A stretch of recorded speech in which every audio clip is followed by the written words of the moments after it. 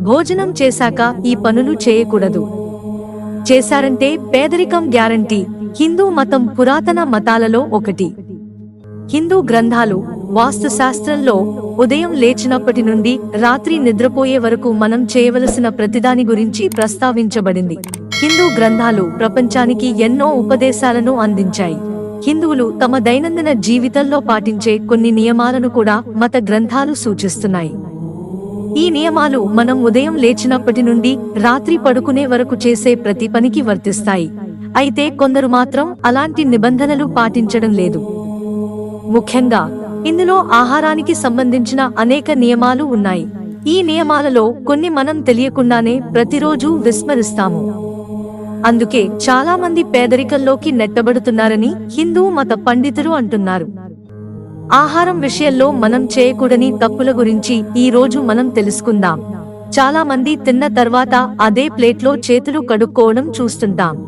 మనం ఈ పొరపాటు చేస్తే ఆహార నియమాలను ఉల్లంఘించి మనం తినే ఆహారాన్ని అవమానించినట్లే. బదులుగా మనం వేరే చోట చేతులు కడుక్కోవాలి. అందువల్ల సింక్ వద్ద లేదా కిచెన్ సింక్ లో భోజనం చేసిన తర్వాత చేతులు కడుక్కోవాలని పండితులు సూచిస్తున్నారు. తిన్న వెంటనే చేతులు కడుక్కుని శుభ్రమైన గుడ్డతో తుడవండి. చాలా మంది ఇలా చేయరు. కడిగిన తర్వాత చేతులపై నీళ్లను, దీంతో చేతుల్లోని నీళ్లు ఇతరులపై పడతాయి. ఇలా చేస్తే పాపం మిమ్మల్ని చుట్టుముడుతుందని కూడా అంటున్నారు. అన్నపూర్ణేశ్వరి అనుగ్రహం వల్ల ఆహారం లభిస్తుందని హిందూ ధర్మం చెబుతోంది.